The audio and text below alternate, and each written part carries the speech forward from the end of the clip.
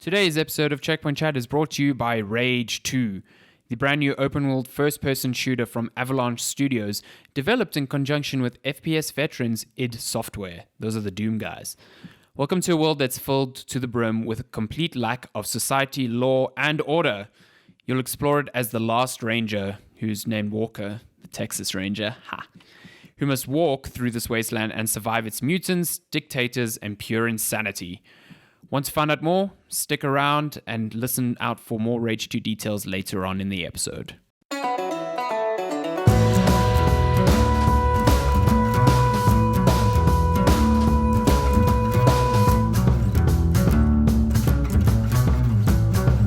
Hello, and welcome to episode 53 of Checkpoint Chat. My name's Alessandro. I'm joined by Matty. Hello. The Gift Master.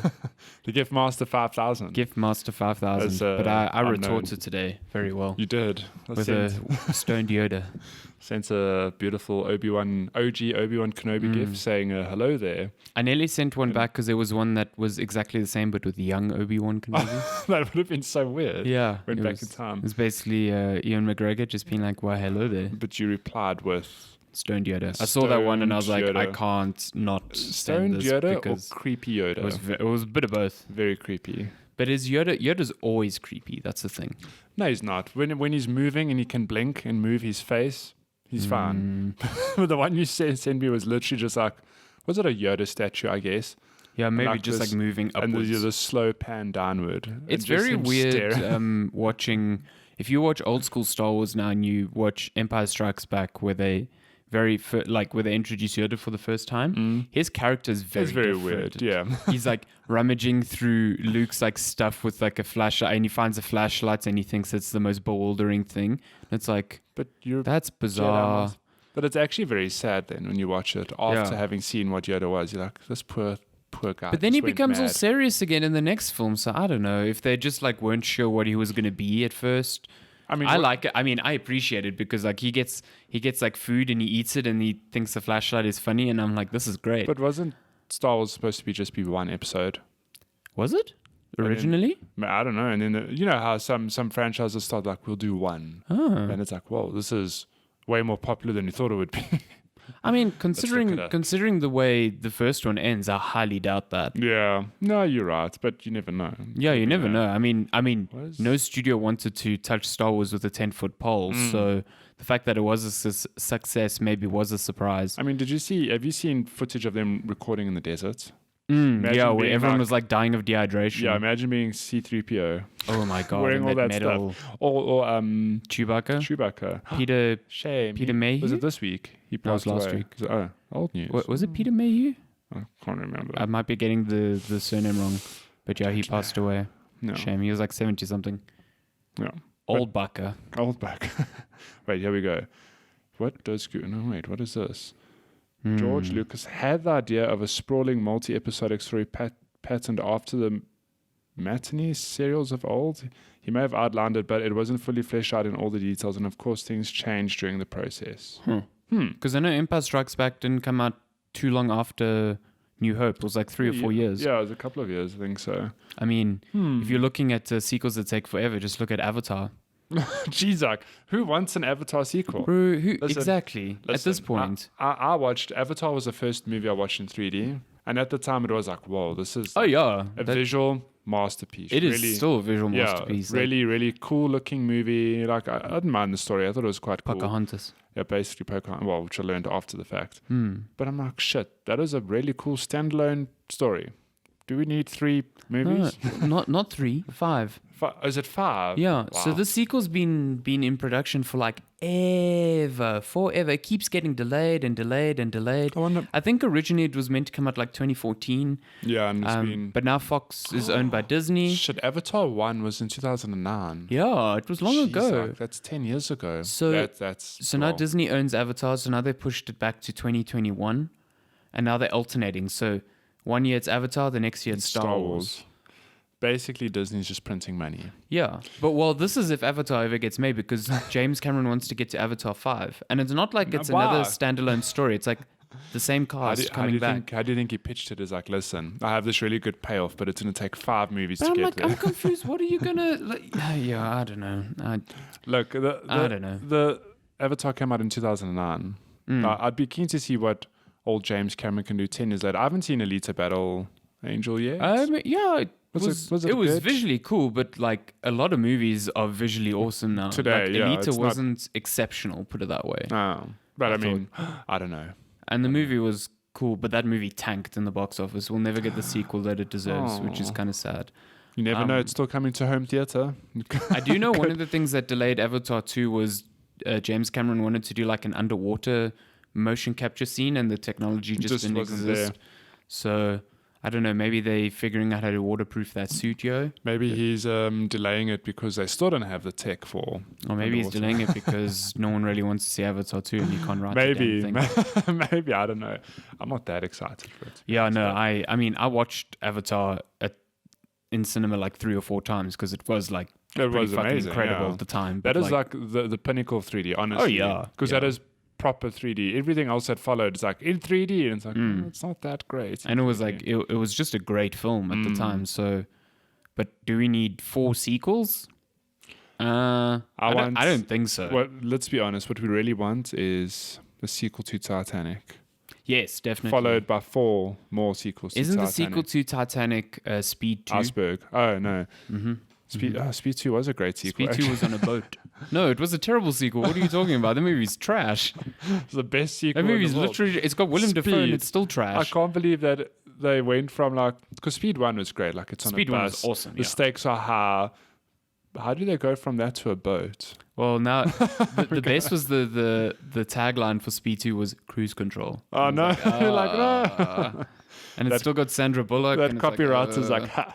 Pat myself in the back for that one. I can't believe they printed it. I think at the end of that movie they crash into like Venice or something. I watched it years It's a bad ago. movie. It's a Yeah. really bad movie. And the first one had Keanu Reeves. Keanu Reeves, and eh? Sandra Bullock. Yeah. What happened to It's fucking Keanu dope. Reeves in the second one? Oh, he was like, "Fuck this, we're on a boat." That was I'm the out. origin story to John Wick. Yeah. He's like, I ain't doing boats. I'm gonna go. Oh, my dog died. I saw the director of John Wick 3 implying that a new Matrix is in development, and it might have the Wachowski sisters doing it. Wachowski. Wachowski. Yeah. So that's pretty cool. Do we need another Matrix though? I don't know. I mean, I would It's the same. I would like a Matrix, but not. I mean, definitely not the same yeah. cast. Like maybe another story within that universe. maybe, yeah, yeah. that'd be pretty A cool. prequel, like centuries later. I don't know. Because there's a lot of things you can do. Like the Animatrix had a lot of cool stories that I were. never watched the Animatrix. Was it It's good? weird and awesome. Yeah, it was very good. God damn. They Very, should very just make movies. Actually, this ties into a question we get later. I Oh, is realized. it? Yeah. But we'll get to Do you know that Will later. Smith was meant to be the one? This is movie Wow. trivia. Maybe a trivia cast. I actually did read that somewhere. Yeah, he chose But- to do Wild Wild West instead. What a poor choice. Because that movie's trash. Or was it though? Because some people, I mean, Matrix is like very iconic and far more memorable than Wild Wild West. I can't picture Will Smith as the one. Though. But else, But maybe I because don't Keanu know. Reeves now is, in my mind, he's that person. He's Neo. There's no Yeah. other person. Yeah. That movie gets a bad rap though. But I mean, What, The Matrix? the trilogy, like the last one in particular. I'm like, yeah, it wasn't the best one, but even the middle one gets hate. I'm like, I think the middle one's my favorite one. The middle one has the best action scenes. Yeah, like just bar none. That highway scene, and Yeah, then there's it's that incredible. scene. Well, there's actually multiple scenes. Yeah, when Neo's just beating the shit out of people. But like, I understand where people are like, "Hey, the story is fucking bizarre." Yeah, I don't know. Like, the just moment goes he weird went into places. that room with the creator, dude, creator. yeah, with Colonel Sanders. I was like, who? With Colonel Sanders, like, where's his chicken? Yeah, Like, who wrote this? 'Cause yeah, no, Then there's weird things where like the camera zooms out and it's the screen and then it's actually reality, and I'm like, it goes up into weird. this is confusing garbage, yeah. the shit out of me. I don't even know if anyone's ever been able to decipher that. Who's cracked the code? I mean, yeah, it's weird. I watched the last one pretty recently because I held the opinion that movie was really terrible, and I actually appreciated it more now. But it's still like when you watch the first one and it's all new and it's all interesting, like they just toss away some of the best ideas in the sequels. But the second one, the action scene, those twins that can be like ghosts, they're pretty They're cool. really cool. I dig them. Like I love the second one purely because of the action. CGI though, at the time, was like, wow, this is amazing. Look at it now, no, you're it's like, that's bad, that's awful. His fight against all those Smiths looks fucking terrible today. You can see it's so fake. At the Yeah. time, I was like, wow, I can't believe he's fighting all. Okay, not like he's Yeah. fighting all these people, but it looks looks like possible. plastic figurines No, it's like, fighting. It what? looks terrible. Yeah. I still don't know how they did that one limited tech, to be completely honest. Yeah, I mean, it was impressive. Yeah, first Matrix 1999. You think about it.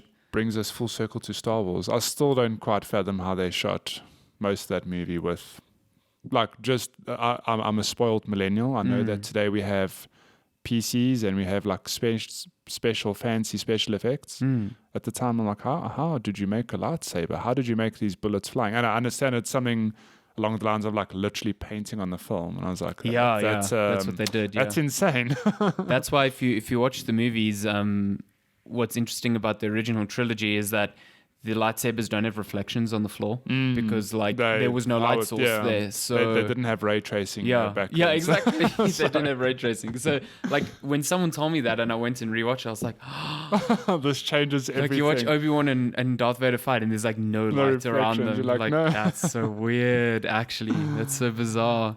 Yeah, Like Star no Wars lights though. on their faces, nothing. It's so weird. Yeah, I still don't understand how they did it. Even like the space scenes, it's basically little models, little miniatures. It's really cool though because they just like It's very filming these scenes clever, with yeah. like controlled explosions. But still, I'm like, They still do that that's for the amazing. films today with big Yeah. scale because like it keeps it looking real as opposed to the super CGI. But CGI has come a long way. Where I mean, we'll touch on it later. But the new Ghost Recon, that cinematic trailer, Breakpoint, yeah. Like, And that I mean, trailer was generally, cheesy AF. yeah, it was cheesy AF, but visually, Yeah, very good. CGI game, these very days, good. yeah. Oh yeah, the game looks beautiful. Like you see John Bernthal, Yeah, that Bernthal? guy. He looks like him. It's actually him. It's not a game. It's real life. He's actually the rogue ghost, right? Speaking of games, we'll get that. this is Checkpoint to Chat. that, yeah. Yo, what a long intro that is. Told you they're just getting longer 11 and longer minutes. No, every single I think week. the longest we've had is like 15 minutes, but Really? it's fine. We need to find what episode that was on and burn it. Yo, my mouth is full of Red Bull. Yeah, Why do you want that's to burn what it? she said. Whoa! How did this happen? This is Checkpoint Chat. Talk about video games Episode every 53. week. Episode 53. It's all downhill from here.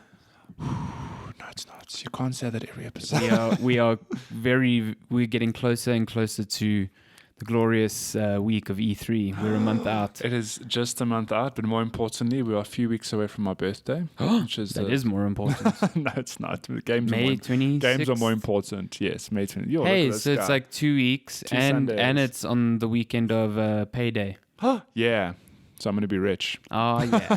Go spend all my birthday money. I'm going to be in Cape Town. Oh, you're going to Cape Town? Fun fact. We should talk about that Oh, because we okay. need to plan for that. Are you leaving on Maybe. like the Friday? Yeah, just the Okay, cool. weekend. Okay, nice. It is- Yeah, we should probably plan for that. Yeah, but it was a literally thing of Lensk and I looked at prices. We're like, there's some dirt cheap flights. Did you take advantage of that? No, not the special, Sapphire. Was the it five rand No. flats. No, but we got return tickets for the two of us for like 2.8. Oh, that's not bad at all. Yeah, so it's that's like pretty good. 1.4 each, which is what you can sometimes pay one way. Yeah, Okay, that's so pretty dope. We took advantage, and it just happened to be over my birthday weekend. It was actually the best because I was like, "Oh, cool, we'll be there for my birthday." And Lens is like, "Oh yeah," like she had completely forgotten when my birthday was. Bad wife.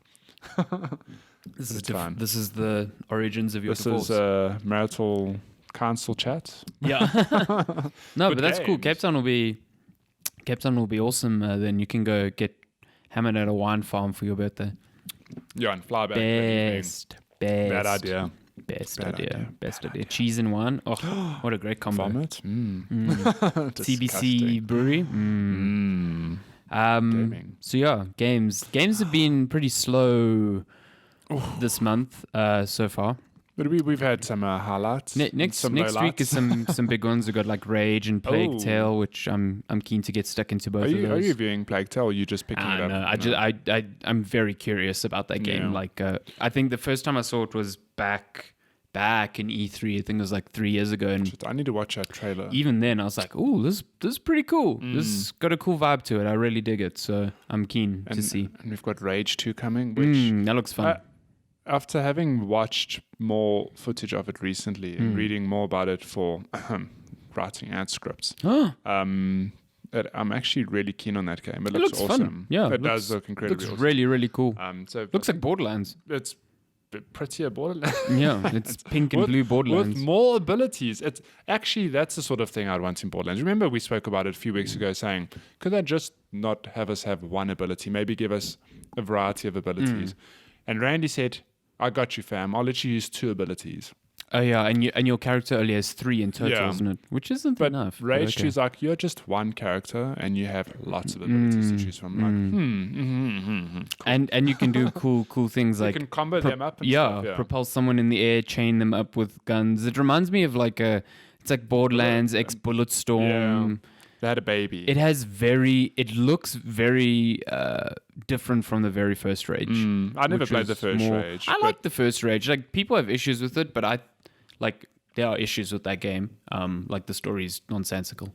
But like, the guns were pretty cool, and the tech at the time was pretty cool. I enjoyed it for what it was. Yeah. Warts and all. Warts and all. So I think we'll be reviewing that. Probably talk about that next Saturday or next. Even next though the episode. podcast is sponsored by Rage. How What? disappointing. This one, yeah. How disappointing. But because I actually have time to return to some older games, I've been playing Sekiro, Shadows Die Twice. I'm so jealous. This So week. the dogs, I hate you. Yeah, they seem to be enjoying. Hate you. How dare you? I don't know what they're barking at. They're all locked up nearby here because there's all sorts of stuff happening in the front garden today. There's So, so much action. apologies. There's also this talk of Sekiro, like, why? yeah, I hate Sekiro. Sekiro about is Sekiro. really, really damn good. I'm just gonna wait till they're done. That's fun.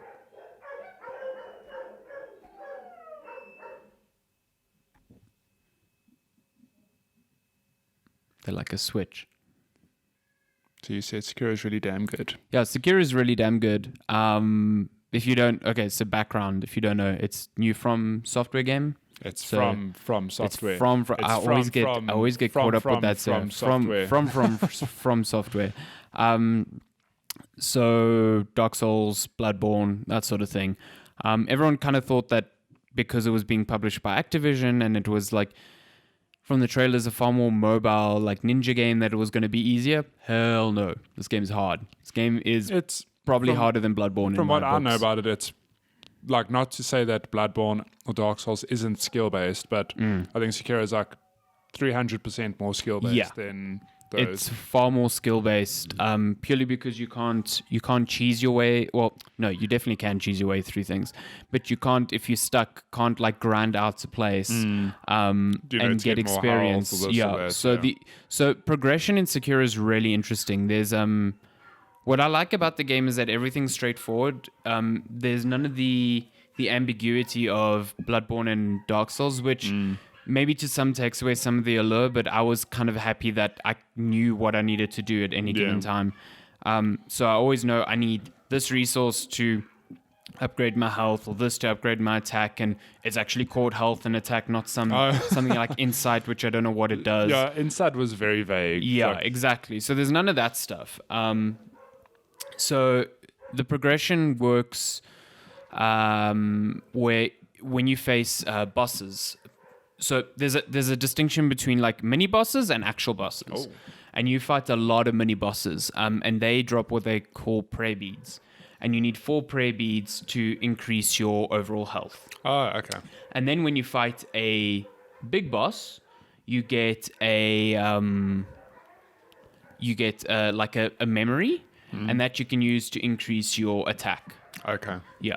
So those are the 2 ways you increase your stats. So both of them are boss related. So if you get stuck at a boss, like There's no way you've to got like, what you yeah. need, like you can maybe go out and find a side boss or find another mini boss to try and get something, but like eventually you'll have to confront them. That like boss, that yeah. that's just how it works. Killing normal enemies gives you currency, Oh. which you can use to buy items at certain like special vendors. It also gives you experience. Now, experience works in the way of you get these things called esoteric texts. Each of them unlocks a skill tree for you to like enhance your abilities. So each skill tree kind of has like a theme. So one of them will be about counters, like give you abilities to unlock that will let you counter like thrust attacks, which would otherwise be unblockable, or like enhance your skills, like give you passive abilities, like you can hold this many items instead of this many, or you regain vitality when you do a stealth kill, stuff like that. So experience is used to purchase those. Yeah. Basically, like when it's like, oh, you're on level 3, you can burn 3 levels to get a skill, and then you're back to level 0 because that experience doesn't have anything. Yeah. It's like a currency. Now, the thing comes in Sekiro where if you die, you lose half your money. No. And you lose half your experience. No. So if you like banging your head against a boss, you can really detrimentally like destroy all the progress you made up into that point if there's no skills for you to buy. Yeah. Like buying skills is kind of like banking your souls in Dark Souls, where you just, you put them in just to level up so that they're safe. Yeah. So that makes it challenging because you can only purchase them when you reach a certain level. Like I can't store like I can't be like, oh, I'm level 4 and I need 5 to buy this skill. I can't just hold on to that 4. Like you've got to carry on. Shit.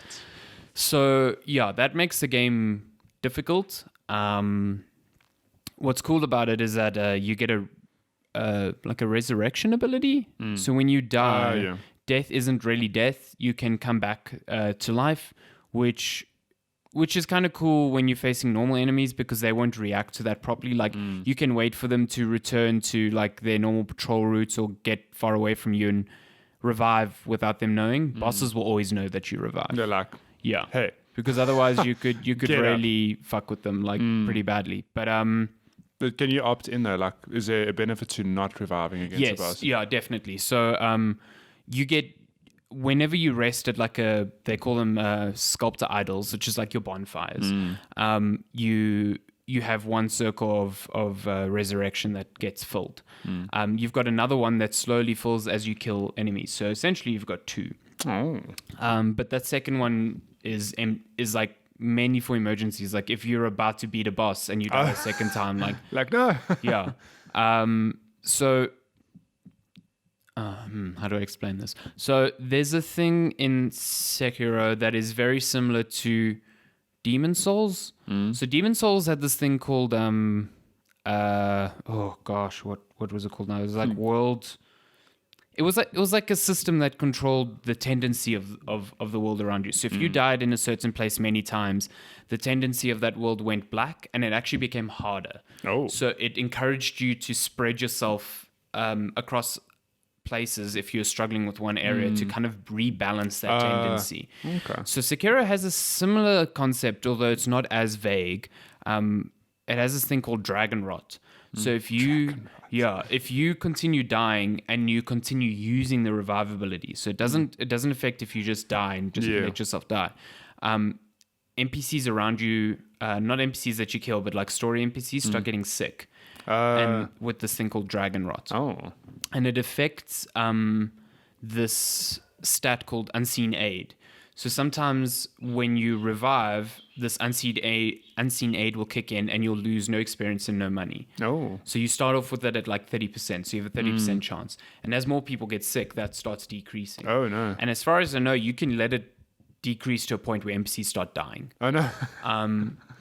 So that's something you have to consider. Like if you die and you really didn't make much progress, like it's far more beneficial to just die, take the death, not revive, and come back and try again. And the more this is why bosses become a real problem, because you're constantly dying. And people can get infected really quickly, and you can only use one resource to heal everyone, but it's pretty scarce to find. So yeah, this game it's got a lot of systems that you balance, but they present it in a way that I find is really manageable, digestible. Like the fighting is all about being aggressive, and you have this like undead soldier at your like home base where you can practice on. Like when has Dark Souls or Bloodborne ever given you like a... So he actually teaches you. It's like a tutorial. You'll be like, that's cool. When you learn a new skill, you'll open up a training icon with him and he can teach you how to do a certain thing, which is pretty neat. But the game is just really... It's fast. It's incredibly fast. Which is weird coming from the previous games, which... Like Bloodborne wasn't slow, but it was even faster than Dark Souls. Yeah, and now from what I've watched of Sekiro, it's like incredibly fast. Yeah, this makes Bloodborne look sluggish. Bloodborne's still like methodical, and you still have to think about what you're doing. Yeah, it's weird because if you play this like a Bloodborne, you will struggle. And I struggled the first few hours because I was like sitting there waiting for enemy attacks, waiting to counterattack, and that's not really the way you need to be playing. You need to be playing aggressive and counterattacking at the same time, which makes its pace really difficult to adjust to because you'll be like, I have to hit, oh shit, now I'm blocking. Yeah. So basically how it works is enemies have two bars that you look out for. They have their health bar, which is normal, but the one that you're really looking at is called posture. Yeah. So even your health bar is like pretty small and your posture bar is large because that's, to me, the more important stat in the game. So when you're fighting, your attacks deal posture damage if someone's blocking. Someone's not blocking, you deal damage to their health. Okay. So you do posture damage to them, and when you deflect their attacks, you do posture damage to them as well. Okay. So there's a difference between blocking. Blocking is just like holding down the left bumper and just blocking attacks so you don't take damage. But if you time it, you'll deflect it, and you'll do more posture damage. When your enemy's posture damage reaches full, you'll break their posture, and that will let you do like an instant kill. Okay. Yeah. So on normal enemies, you sometimes want to do that because it's far easier to get them down to an instant kill rather than whittling down their health. With bosses, it becomes really interesting because you're managing the two. So the higher someone's health is, the faster their posture recovers. So with bosses, it's not advisable usually to go straight to try and break their posture, because if they're on high health, it will take you lots and lots of strings of attacks to get it done. Yeah. So sometimes it's better to lay back, use counterattacks to hit their health, and then go for their posture. Okay. Because each boss has these like little pips, they're like red circles of health, and you have to take away each of those for them to die. So if you decrease their life to 0, then it just takes away 1 pip. But if you break their posture and do a instant attack, it takes away 1 immediately. Okay. And then if you sneak up on them, you can take 1 away even before the fight starts. You can do a stealth attack on them. It takes 1 pip away, and then you've got the real fight. So there's all these cool systems and ways to fight, and it just makes it feel super real. Like it feels like a samurai game where you are clashing swords and the final blow is coming when you are killing someone. It's not like you're killing them with 1,000 cuts and then finally they go down, Literally 1,000 cuts. Yeah, exactly. So it's so cool. It's a stealth game as well. I stealth through a lot of it, and the stealth feels pretty nice. Like clearing out an enemy camp without anyone seeing you is not only better than... Because if you fight 2 normal enemies, you'll die. Like, you'll straight up die. And it just feels good. It feels really fun. How's that grapple hook? Super cool. Good. Yeah, your mobility is so nice. Like, you can string them together. So you can grapple to one point, and if a grapple point is near, you can grapple to that one, like in mid-air. Literally Japanese Spider-Man. Yeah, it's really, really cool. It's limited to where you can use it, so you can't use it anywhere.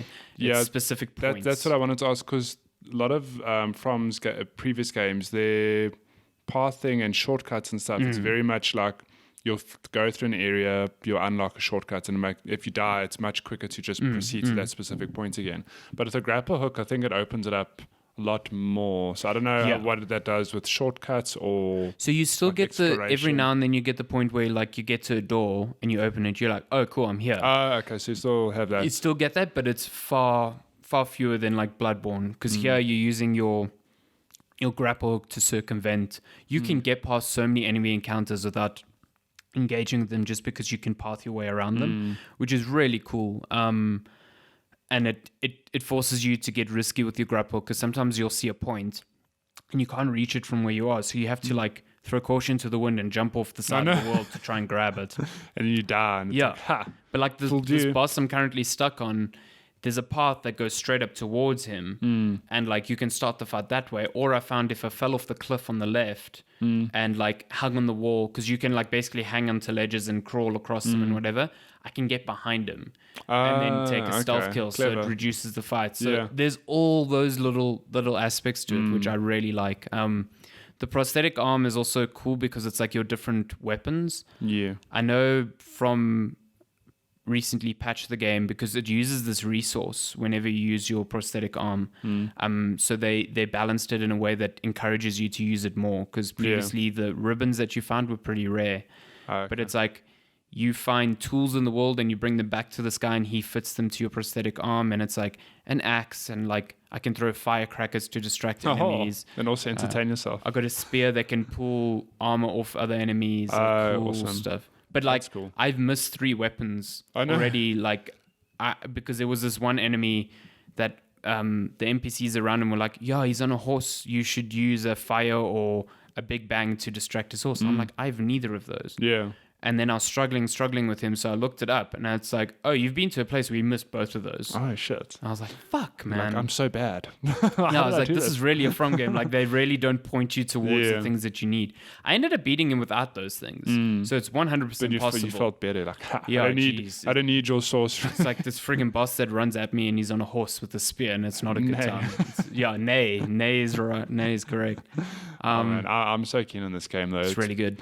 It's just a matter. I'm going to buy it. It's just a matter of me finding the time to play it. It is frustrating AF, though. My God, that's my kind of game. I'm on a boss now that is pretty fast, and she is murdering the hell out of me. Like, is it? Tell me about this boss. Is it an old lady? Yes. In a burning building. Yep. Okay. She's fucking John Michael showed me a YouTube video of a clip of him beating this boss, because he's also playing the game. Obviously, I managed to get her down the first time, but the second time she summons these like ghosts that attack me, and then she just becomes way faster, and I can't deal with it. I just can't. I got so close one time. Can't even. Jeez. There was another time where the previous boss I was talking about, the one on the horse, I was using a thing on my prosthetic, like a shuriken. Yeah. So I got him down to break his posture the second time, which would have killed him. And I panicked, so I started just throwing shurikens at him. And then I broke his posture, but he was far away from me. I sprinted towards him, and as I got there, his posture recovered. I was like, no! And then he hit me, and I died. And I was like, oh! It's amazing how they do that in those games, because I had the same thing with Bloodborne against... I've gone blank now. That one beast... Lady something, no? Vicar Amelia, yeah. Where I also had like literally 1 hit left, and I panicked. Instead of backing off, I was just like spamming. I'm like, no, just stab it and go up, and it just didn't. And she turned around and whacked me. I was like, oh, this game. Why are you like this? Oh yeah, there's no stamina in Sekiro. But is it not replaced? Not replaced, but does your posture not sort of... It's like a so you can spin on that maybe. Kind of. So like your posture doesn't recover when you're sprinting or dodging, but like you swinging your sword doesn't increase your posture. So you can swing all you want. Yes. But like if enemies break your posture, you're in trouble because you run away. You're like stunned and they can just fuck your shit up.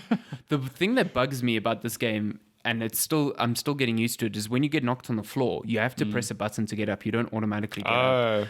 Isn't that the default reaction to spam buttons? Like, no, get up. Well, yeah. I'm just like, pressing attack doesn't bring you up. You have to press a separate button to bring you back up. So often I'll get knocked down and I'll press attack and nothing happens. I'm like, oh shit, I'm on the floor. Yeah. And then the enemy would just like stab me on the floor. You're like, fuck. I'm just dead. Yeah. So it sounds great. It's a great game. I mean, the game's been out since what, Feb? No, April. Came out in April. Why do I think it was Feb? April. Oh, it came out. Came out like during your Friday, wedding. Yeah. Before the wedding. Yeah, I did. But I do want to. Yeah, sorry, March. It was the end of March. I'm yeah. so excited to play it. Oh. It's a good time. It's Yeah, I'm really happy that I'm finally getting to it because Yeah. it's a game that I could have played an hour here, but I don't. But I want to lose myself. You've got the time now to play it at least. Yeah. For now. Yeah, for now. Quick little downtime. You're gonna forget about it and play Rage and other stuff and come back like. I might give up on it for the time being. No, don't do it. I have 3 bosses that I can fight right now, and each of them open up an area, and they're all fucking me up. Every single one is messing me up. There's one that doesn't even give me a chance. He's like another samurai, but the fight is in such a confined area, and his combos are so quick. Like I block, and as I'm about to attack, he just hits me again. I'm like, this is impossible. This is really impossible. Literally impossible. No one's beat this boss. Yeah, this is bullshit. I hate this boss so much. He's got one arm. I hate him. I know, and he's beating you with one arm. Samurai is fucking me up. Oh god, you should just get good, man. Should take off my prosthetic and fight him one arm as well. Maybe that's the trick. You know, they don't tell you these things. It's Exactly. There'll be a little pro tip, like if you take your arm off, he respects you more. Yeah, he slows down. If I plug in my controller into the second slot, he doesn't know how to control me. Then you do that. It's like also co-produced by Kojima. You're like, whoa, I can't access your memory card. I'm the first person to know this Easter egg. I must tell them. Speaking of Easter eggs, did you see the one for Days Gone by any chance? No. There's an Easter egg that suggests that Days Gone is actually a sequel to Siphon Filter, but a Siphon Filter world where you failed. So the world went to shit. I'm like, yeah, it's a bit of a reach, but okay. It's an Easter egg to every game that's come before it where there's a virus. You know? I don't know. Dying Light is a Mario Easter egg. It's a good thing. Yeah, because that's Mario in the future. That's when Mario didn't beat Bowser, Dying Light happened. Yeah. Dying Light 2. When's that out? So excited for that. I'm keen on that game. That is a good zombie game. Really enjoyed Dying Light, yeah. We're getting some good zombie games this year. Some bad. Some good. Sure, that's Sekiro. Yeah. I've been still plowing away at Days Gone. I'm not going to... Plowing? Are you farming? Oh my God, I'm farming away. Is Boozer farming? No, Boozer's boozing it up. He's looking after a pet. No, but I've been playing more. Well, I've been playing that, but what I have been playing quite a lot of this week, which I'm not gonna. I get a more spoiler. Huh? I'm not gonna spend too much time on that. Regardless, is Celeste because we've spoken about Celeste. But I finished the campaign obviously, but now I'm playing the B-side level. Yeah, I was a bit confused because I saw you post a GIF of it or a video, and I was like, I've been posting a lot of videos of this game because let me tell you, the B-side levels. So for those of you who don't know, Celeste has a campaign. Obviously, you play through it. Everything's awesome. Hunky-dory. Hunky-dory. Thank you. That was the word. I was like, everything's... Everything's awesome. Going to be all right. And I've got the Lego song in my head now. Everything's awesome. No. But in each level, you can find a tape in a hidden area, which unlocks a B-side level. Each chapter, yeah. Each chapter. So each chapter has a B-side level, which is essentially the same theme or mechanic from that level, but it's way harder. It's like completely different stages. So the one level, for example, you'll have a platform where if you land on it, it launches or it moves. Oh, is that stupid one where you can control it? No, not those ones. So like in the first level, you get it almost looks like little robots in the block. Or traffic lights. It's got the lights. Oh, yeah, and when you land on it, it moves. So yes. The first level focuses on that mechanic through its platforming, and then the B-side level is just that mechanic exploited on like completely new levels. Okay. But those levels are incredibly difficult. Like in terms of platforming, Celeste itself is quite hard. Like the default game is quite challenging. But you go back to the default game, and you're like, it's not that difficult. It really is like how long are these B-side chapters? Are they multiple rooms? Or? No, what's nice is what I really am grateful for, and I was worried about when I took on the B-side levels. I was worried that there were going to be strawberries, which completely optional thing, but you know me, I said I want to get it. The B-side levels, it's like gambling is optional, but it wants you to do it. It wants you to do it. But the B-side levels are completely linear. Okay. There's not that I'm aware of. No There's diverging paths. Yeah, no like hidden areas. It's pretty much get from A to B. It's just a skill based. Yeah, and it's like full 100,000,000% skill based because she's like some of those things. Yeah. So you asked how long the levels are. The first one or two took me. They're quite long because you die a lot. Let me tell you. The first few maybe took me half an hour to 45 minutes each. Damn. But now the later ones.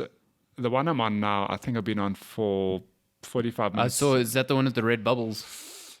No, that one wasn't too bad. Actually, that one... That's the one from the hotel, isn't it? No, the one from the hotel is where everything, like the platforms have that poison. Oh, no. Yeah, that shit and you sucks. have spinning. Yeah, And does it grow? Because there's like the parts where it looks like little feelers on the ground, and if you touch it grows. Imagine all the shit you hate from the levels and then being exploited. No. That's the B-side that's levels. why, like, I love the hotel, but that shit, I hated that shit so much. It's funny that you say Sekiro is a game that's like I've learned recently, not recently, like I suppose since God of War, that I really am the sort of gamer who enjoys the good challenge where I can be beat over the head and I won't be like, no man, F this game. I'll just be like, You're the get good of I us. just have to figure it out. And I'm very patient. And Lenska's watched me play Celeste and she's watched me die. She's like, how are you so patient? I'm like, I don't know. I just get the satisfaction. Why don't you just play Mario Kart? Gosh, I should just play Mario Kart. But the B-side levels are very much skill-based where it really is, it's all in your hands. You have to overcome everything. There's no shortcuts, no like easy way around and easy ways around.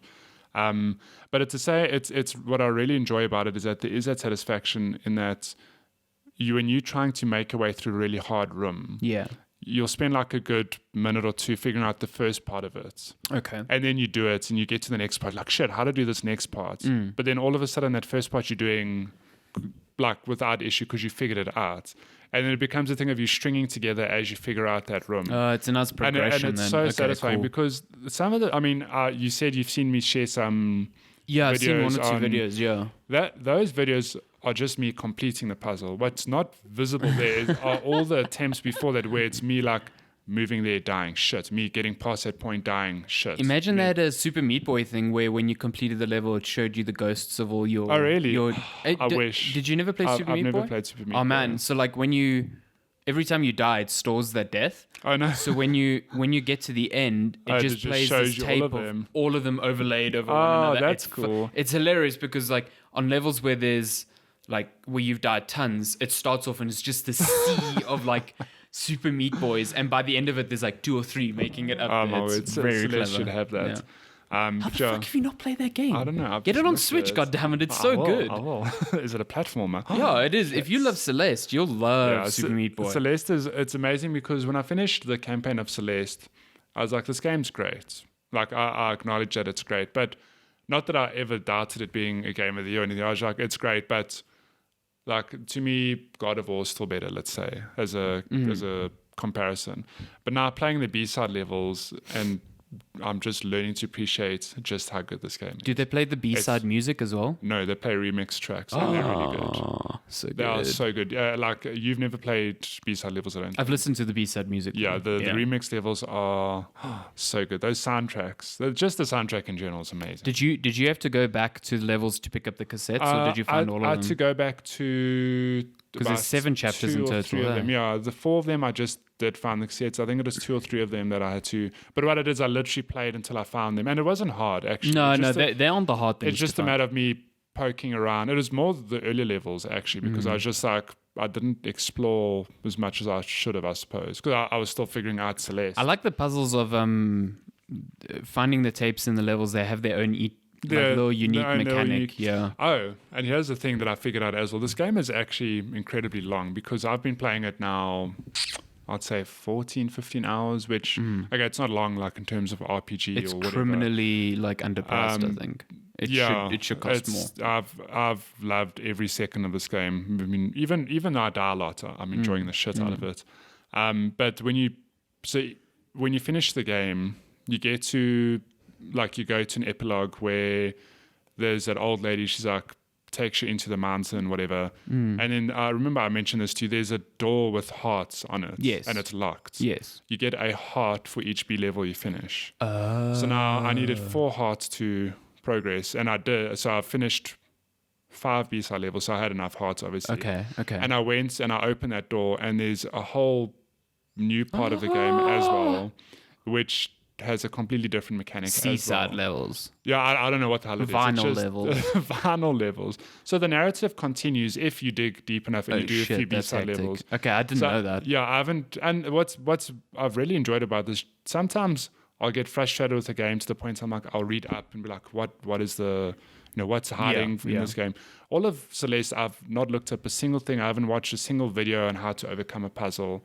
It's just done in a way that you'll get through and be like, how do I overcome this? And you just dig deep enough, you'll figure it out. And it's like Portal, I guess, in that sense, where you walk into the room, there's no way to progress. Then something clicks, you're like, this is you how just I do experiment, it. And you get it, and that's where the satisfaction comes in. I think what's crucial to games like that is like being able to restart quickly. Celeste is like immediate. Oh my god, I'm on the 6th B-side level now. I think I've died maybe 200, 300 times, and I'm not even finished with it yet. It's a lot of death. That's like more than most chapter deaths. Yeah, that's crazy. But now I'm going to finish it. So what I did is I unlocked this new area, whatever, in the main campaign. But I've said I'll come back to it when I've done all the other B-side levels. Okay. But what's cool is that you think the game's done. Yeah. But there's this whole new little level which has a completely different mechanic to it. I'm like, this game, they've just put so much thought into it's it. Intense.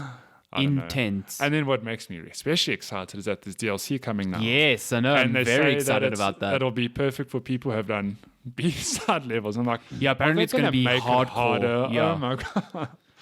Yeah, I'm very excited. I get a real kick out of games like that. There should be a sequel where you play as Theo. Yeah, Theo. You just take selfies. Yeah, just take selfies and somehow progress faster than Madeline. No, I don't know through how, some fucking magic. Like, do you remember the one level where he's in a crystal and you have to throw? Yes, yeah. They incorporate that in B-sides as well. Oh, really? It's insane. Yeah, because the B-sides are essentially just like a reinterpretation of the existing level. Not reinterpretation, but it utilizes each mechanic from the level it's inspired from. Okay. So that one level, there's a part of it where Theo's in crystal, you have to carry him around, and it's what you use to solve the puzzles. Now, in the normal campaign, you have like ground to walk on, everything. This one, rest in peace. You have to like pick up the crystal, throw it, and while there's no platform for it to land on, you have to like throw it quickly, platform, catch it. It's insane, but it's designed like the game's designed so well that it really is pixel perfect, and they've spaced everything perfectly. And when you nail it, you're like, yes, nailed it. It's incredible. It's so good. I really like Theo. He's an asshole though. Like in the hotel, he's like, hey, I found a vent. We should leave. And Madeline's like, no, we need to help Mr. Onishiro, yeah. And he's like, fuck that, I'm out. And he just leaves. Like, no. Yeah. I also like him because he says YOLO. Yeah, he does say YOLO. In the game, he actually says YOLO. Yeah, if they make a sequel where he's the character every time you die, it should be YOLO. Oh, man. I can't wait for that DLC. But I'm still finishing the game. And it's the more I play it, the more I'm like, shit, this game deserves all the praise. Like I said, even outside of the main campaign, it's just... It's a good game. It's really, a good ass game. It's so a game that I would 100% take a sequel to. Like... just more levels, more of that story. Yeah, just more stuff. Yeah. I'd take it. That's Celeste. Shall we pause for a word from our sponsors? Yes, let's pause for a word from our post-apocalyptic sponsors. 6 sponsors. 6 sponsors. 6 sponsors. Today's episode of Checkpoint Chat is brought to you by Rage 2. 3 decades have passed since the events of the first game, which saw the world go mad and full post-apocalyptic after it was hit by an asteroid. If we're being honest, not much has changed over the last 30 years. There's still malformed mutants, bloodthirsty goons, and all manners of other threats out and about. Don't worry though, as the Last Ranger Walker, you'll have all the tools you need to make your way through crazy land in one piece. Sure, there's a whole kit of insane weaponry to mess around with, but it's your nanotrite abilities that make life a lot easier and ensure the maximum mayhem you need to survive. So, is an enemy getting a little too up close and personal, for example? You can send them flying with the lethal kinetic blast, compliments of Shatter. What about when the battlefield is a little too crowded? Yank your enemies together with Vortex and pick them off at your leisure. I'd love to do that. Leisure, whatever. If you want more, you can arm yourself with a wide selection of other awesome nanotrite abilities like Barrier, Dash, Overdrive, and Slam. Is nanotrite like nanomachines? I don't know. I haven't played the game. Rage 2 ultimately is your playground, and it's available from all leading retailers from the 14th of May.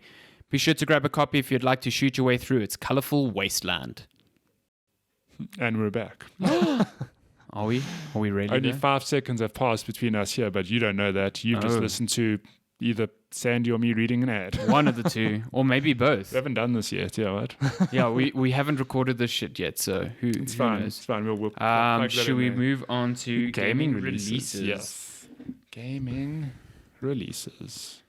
Games releases. That's how you say it in French. Le games. La games, le Release. releases. Releases. Oui, croissant. Sacre bleu. Sacré Omelette. croissant. Game fromage. You know you don't say the T when you say croissant. I have a French friend who actually is from France, and she is very offended when we say the T in I have a croissant. French friend who's actually from France. She is, because some people are like, oh, she just knows French. No, She just speaks with the French. she's been here for like 5 years, and she's wow. got such a thick French accent. Does she have a so- South African French accent? Not really. She's lovely. Sacre bleu. Sacré bleu.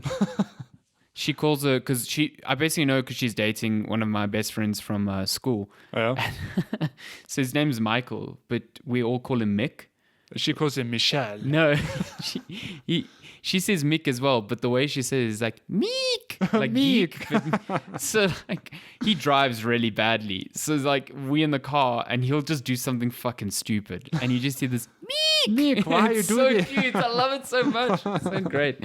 Does she also say sacre bleu and he doesn't? Yeah, sacré bleu. Sacre Mon bleu, amour. mig, mon amour. It's so funny. Croissant. So we're looking at game releases from the 11th of May to the 17th. Wait, And I you put mean- the you mean PC here so you can see it. You mean the 13th of May? What? Am I wrong? 17th. What are you talking about? No, I don't, the 13th of May. Today's the 11th. yeah, no. We're looking from the No, 13th. I always thought we looked from the Mondays when the episode goes live. No. Because I always read till the Friday. And sometimes it's released on Saturday because people are weird. Oh, okay. Yeah. You're the boss. Yeah. Fear 2, The Shattering. Fear 2. Not Fear, Fear. Oh, Like Theo. do you but blame me? It Fear. sounds the same. Fear. Oh. 2. I don't know what Fear 1 was. Yeah, I don't know either. Fear 1. Rage 2. I'd take a new Fear shooter. Fuck yeah. Yeah. Fear 3 sucked. though. More based on your 1 or 2. Yeah. 3 was fucking 3 was trash. I just, hated that game. yeah. Rage 2 coming out on May I am 14th excited for for PC, this. PS4, and Xbox One. Did you watch the launch trailer? Yeah, it was ridiculous. That game just understands it's ridiculous. so It's pretty good. cool. I Yeah. love it. Like goes back in time. It's like whoa, and then it goes full circle. Yeah. Oh, yeah. No, done. that launch show is pretty good. Figment coming to PS4, Oh. May 14th. Made by me. Yeah. Fig- It's Figment. Matthew's my debut namesake. title. Yeah. Please buy it. You know what it what is? do you do in it? I don't know. I just briefed a team of developers. I said, make me a game. Put my Mhm, name in it. mhm. And they were like, And you're cool. like, I will not give you money to make this game, but I'll give you my I'll name. give you They're like, done. lots of crunch as you walk. Oh shit. Okay, you're horrible. I'm horrible. I'm a bad person. Blades of Time Oh, coming to no. Switch. What's that? Every the time a game Blades just comes of to Time. Switch, I need to know. Like, what is this? Yeah, when I'm done with Celeste, I'm going to need another game to play. And I'm eyeballing that Katana Zero. Blades of Time, a 2012 game?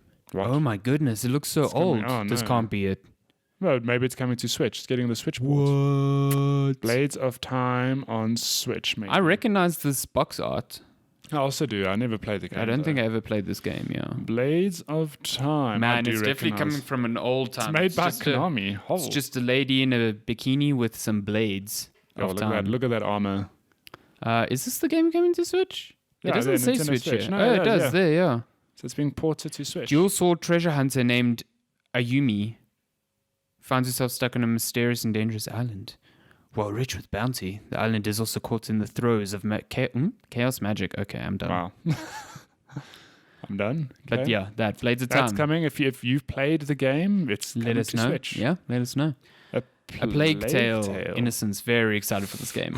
I have no idea what this game is, but I know a lot It's of people are all excited like for set it. in like this Is it in London? London during the Black Plague. Oh, is it? Yeah, and you play. That was just a you guess. plays these two kids. You like protecting a little sibling of yours, and I don't know if it's the Black Plague, but it's definitely inspired by that because you've got rats as like an environmental enemy. Oh, no. So they are scared away by fire. So like if okay. enemies are standing by a lantern, you can use your rock slingshot to throw it at the lantern, put it out, and then the rats eat the people. Oh, Good time. Yeah, it's a good time. sounds great.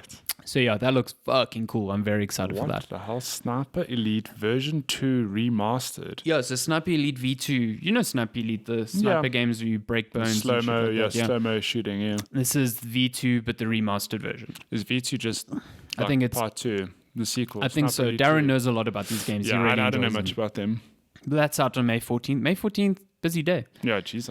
Darkwood, The the Twin- not twin- light, the twin of not, Lightwood. not like trees, I guess. I know, Lightwood, Darkwood. What? PS4, Xbox One, and Switch, May 14th. Rock of Ages 2, bigger and oh my god, this pun. That pun is bigger the best. and bolder. Oh, as in boulder, as in donkey from Shrek, Not- saying that's a nice boulder Oh my goodness. I think Rock of Ages is like a puzzle game with rocks, with more boulders. but bigger and bolder. It hurts me to say that. Why does it me hurt inside. you? Appreciate it. It's horrible. A copywriter put blood, sweat, and tears into that, and then they laughed when they were done, saying, "Ha, I'm so clever." Gross. Hate it. Hate everything. Technosphere Reload. Technosphere Reload, PC, May 15th. Mace and Grace. I like that. Don't Wow, know. Steam Early Access. Do you think it's Oh, a it's a game with VR like game. maces and you hug people while Ah, you're holding It maces? must be because it's a VR game. You beat them up, then you hug them. Makes Road sense. to Guangdong. I might be butchering Road it. 100% to, butchering it. let me try it. Guangdong. Guangdong. Road to Guangdong. I don't know. May 16th, Steam Early Access. Dark Future, Blood Red States. Geez, like that sounds like a very That sounds positive very game. edgy. Yeah. Dark Future, Blood Red States, May 16th. I mean, that just sounds like the Trump administration right now. Whoa. Well, you went there. Political. The Gardens Between sales. So Gardens Between is a game that came out last year. It's like a really delightful puzzle game. Yeah.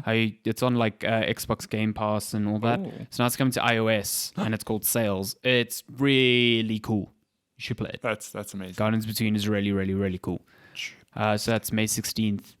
There's a lot of games. Tube-tastic World Splash Fest. I- Is that like a jet ski game? This has to be a spaghetti game. What?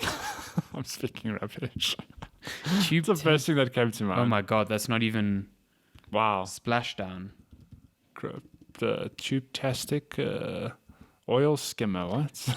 I don't know what this is. Splashdown. Okay, now we're just Oh getting my God, jumping this castles. is Put game in that search What bar. is Splash Fest, not Splashdown. God. Oh my god. You're fired. Yeah. Splash. Splash you're still going to Fest. get a jumping castle. No. What the fuck is this? Splash. This is Go so to not the- what I thought it was. Go to the Steam page and watch the trailer. What is this? Okay, we're loading up the trailer. We're because loading up that YouTube. It is a minute trailer. We will watch need to the know what first this 10 is. seconds and we will report to you exactly what we're seeing. Okay, there's a Made in man. GameMaker. I, Yeah, it's tagged with GameMaker, so that's cool. What the Shoot fucking classic Christ World is this? okay, it's a party game where It looks like a bullet hell. I don't know. What the hell is this game?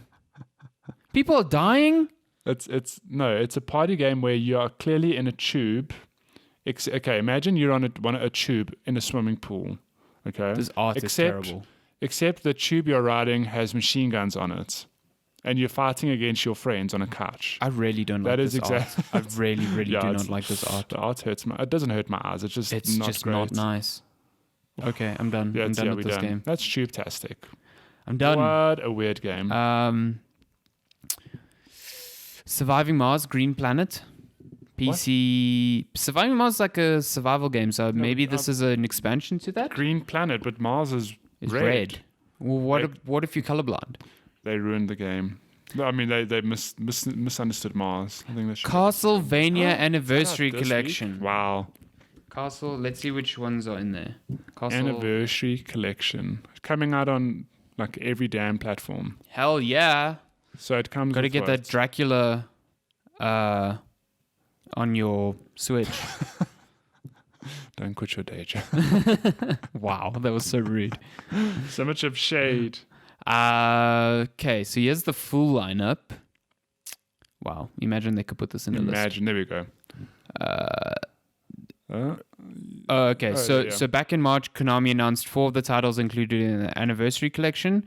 Those will include the original Castlevania from the NES, Castlevania 2, Belmont's Revenge from Game Boy, Castlevania 3, Dracula's Curse, and Super Castlevania 4 from Super NES.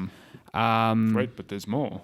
Oh, and they announced Castlevania 2, Simon's Quest, and a very, very rare game that was never released in the West called Kid Dracula, which has Jeff very excited. Then rounding that out, we have Castlevania The Adventure, Castlevania 2, Simon's Quest.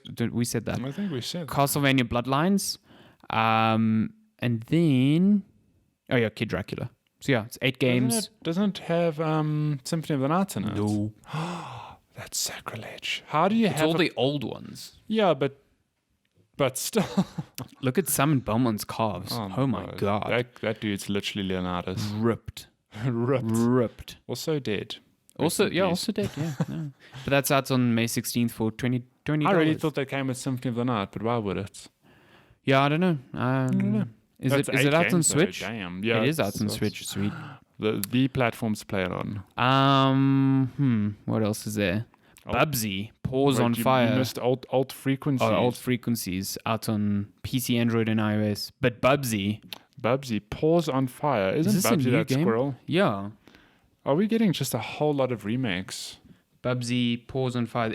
No. Could this be a brand new Bubsy game? Jesus, this looks trash. Wow, that looks... This looks real bad. Is From the developers of the Bit Trip series. What? The hell's Bit Trip? Like Bit Trip Runner? Oh, I never played that. Those games are good. So That's good. why I'm confused. Why are they doing a Bubsy game? Bubsy Pause on Fire. So this is Oh my God, it's a Bubsy Bit Trip Runner game. This is ridiculous. So what is it? Just a side-scrolling... Yeah, side-scrolling runner. Look at that design. No. Who wants that? They've gone full 90s Bubsy. with their design. Oh, Fuck's Bubsy. sake. Look at that fish. It's so like much a anger. alligator with a shark. Yeah. No, this is offensive. I'm out of here. Okay. You're offended. I think that's it. Is that Yeah, it? A Cane on Switch, May 17th, and Eden Rising Supremacy, PC, May 17th. And that's it. Damn, that's it for the week. That's it. A lot of Do you want to know games. what's coming out the next week? Yes. Lots of Resident Evils. Are there? Yes. Oh, Resident Evil 4 on Switch. Oh shit. I should replay that game. Resident oh, Evil man. 4 On and Resident Switch. Evil HD Remaster and Resident Evil 0. Yeah. But each of them is $40. Yeah, no, don't skip 0. Resident Evil Really? HD. 0 not good? It's okay. Resident Evil HD Remaster, really worth playing. Resident Evil 4, though, if you need to pick one, let me tell you. Well, okay, it depends what you want. Do you want full action? Resident Evil 4 is your way to go. Do you want OG Resident Evil? The HD Remaster. Do you know what game they should bring out? Got your money. The real good one, Resident Evil 6. Yeah. No, Yeah. no, I think that is on Yeah. Switch, isn't it? No, I don't think so. Please don't play that game. It's so bad. Even Nintendo has limits on trash that they put on the Switch. Oh, so much of shade. Jeez, let's bounce to gaming news. Lots of How are we doing on time? lots of We need good to- gaming news. Ooh, we've got time. We're good. So There was some good news. the two big things, Sony had their State of Play event this week, which is like Sony Direct. What they announced. Yeah. Not announced, what they showed. Let's just get to that. Final Fantasy VII remake. It exists. It still exists. They showed off a trailer, And which didn't really show off anything. It had some gameplay. The but UI was completely different. yeah. Well, wasn't the game essentially reboots? Yes. They had like whole new. That game studio was revealed at coming the in. first E3 I was ever at. Shit, was like 6 a years long ago. time ago. Yeah. That was one of the best E3s. Oh, geez. Yeah, that Sony PlayStation conference. was really, really the good. Last Guardian, The Final Fantasy, remake. It was yeah. like the year of OMG. Year of Dreams. Yeah, it was a good Year of time. Dreams. Oh, wow. So yeah, they showed off more footage of that. Looks cool. Apparently, we'll hear more about it in June. Oh boy. Square Enix is having a conference at E3, so that's a. I'm so keen. They did reaffirm that it's going to be episodic. No, why? I don't know how that'll work. So probably all of Midgar, Yeah, And I then- think it'll be the first. That'll be the first episode. because you saw the Scorpion tank there. What I like is that it reminds me so much of Crisis Core. Like I know. the fighting reminds It me of looks really Crisis Core, and good. I'm like, Yes. okay, I'm there. Yes. I'm there for Give this. us. Oh Yeah. man. You know what they should have done? They should have remade Crisis Core and not Final Fantasy VII. Final Fantasy VII. Crisis Core Don't is a you better even game. say it's garbage. 'cause No, it's I'll not a stab you. garbage. Just Crisis Core is a better game. It wasn't a better game, but it was a good game. Zack is a better character. Zack is a far more likable Cloud sucks. character than Cloud. I'll give you that. But And it gives so much more depth to Sephiroth's character. He's It not actually just an does. angsty teen. I can't believe that game hasn't received any kind of remake. It's to be so honest. good. Crisis Core I is mean, so good. It remains a PSP exclusive. Yeah. And it's weird because Square Enix aren't scared to re-release stuff across millions of platforms. And I don't know Definitely. why that one's Even been with ignored. trash ports. Yeah. Yeah. I mean, like the iOS and mobile games have received many a trash port of good Final Fantasies. So I don't know. For Like shame. Final Fantasy 7, for example, has been ported from Everywhere, PlayStation 1 yeah. to freaking Switch to mobile to like every bloody Oh, it's thing. even on Xbox One now. The next, Yeah. everything. Mad. But where's the Crisis Core? Yeah. Just on Yeah. PSP. Bleak. Rip Zach. But yeah, I'm keen for 7, and there's a lot of speculation that release date for at least the first part isn't that far away, I think it'll be next year. because Square Enix already has a game that they say will be their big seller for the year, and like I can only think of this or a surprise Avengers release, which I highly doubt, considering we've not seen anything going in that game. into the state of play, part of what I read and what I thought was going to be the Avengers game, because they said like they're going to show a game that's been announced a while ago, but that's like almost been forgotten. So it was like Final Fantasy VII Remake, Avengers. That those was two. my guess. I Yeah. was like, it has to be Final Fantasy. Like, I thought it would be Avengers, given that like it's Avengers hype now. So yeah, I mean, yeah, that's a good point. Given the proximity to the film, that Yeah. could have been a good choice as well. guess not. Yeah. So we'll see. But what then happens with that. they were such teasers. They started with this Final Fantasy VII like ping at the beginning, like the menu ping, Oh, yeah? and then they only show the footage at the end of the 10 minutes. It was, You're like, what? Ah. What is this? other things that they announced during State of Play, Monster Hunter's getting an expansion called Iceborne. Oh, Monster Hunter World, that is. Looks pretty cool. Lots of snow, lots of cool new creatures and weapons. nice. Good Palicos coming. Oh, who's Palico? Palico's the cat, man. Oh, good Palicos. Yeah, Oh. good Palicos. There were a lot of other like smaller 2D like indie games that were shown. There's a new Predator game coming. Oh, Yeah, no. from the developers of the Friday the 13th game. Oh. So it's an asymmetrical multiplayer thing. 4 players as soldiers or maybe more, and someone as a Oh, predator. That look, given And it's a how- Sony exclusive. Is Friday? No, I'm thinking of Dead by Daylight. I don't know if I've played Friday the 13th game, but is it similar to Dead by Daylight? Yeah, similar. Yeah. Okay. So that's being developed with Sony Worldwide Studios. So it's a PS4 Nice. exclusive coming out next year. I think that was like the biggest things Yeah. from State of Play. Yeah. You Need for Speed. Hooray. Yeah, EA released their Can't wait. list for the next year, and that included like Star Wars and a new Need for Speed, unannounced Need for Speed game because Vroom. Vroom, vroom. yeah. Do you play Dota? No, not anymore. There's a battle New pass battle out. pass. It's already raised like 6 million, I think. It'll break last year's record. I mean, Of course it will. they keep doing it. So It's ridiculous. You can get in-game goodies. Yeah. Oh, look at this! Look at this news Crash here. Team Racing Nitro Fueled will let you customize your kart. Are you excited? Hell yeah. That's out. Fucking so That's out excited. next month. It's out in June, yeah. Oh, I am so stoked What for are you that. buying that on Switch? I don't know. I'm very conflicted. Switch. It has to be Switch. Switch seems like the best It place won't to be have it. as pretty, maybe, but Switch has to be the. Although, I fucking adore If that you game. want, you can keep your Switch as your Mario machine. Don't defile your beautiful. Don't defile it with your Nintendo machine with. Oh, we forgot they showed off Medieval, Medieval. Yeah, it doesn't look that good.